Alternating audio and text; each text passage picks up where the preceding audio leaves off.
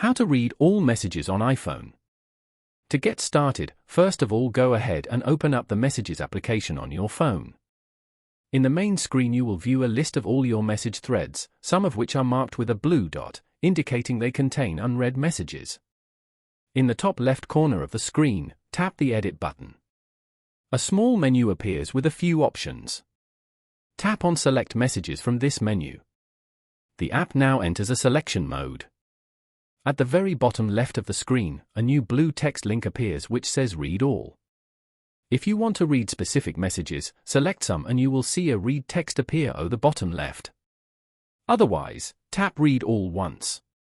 Instantly, all the blue dots next to the unread conversations disappear, marking every single message in the app as read.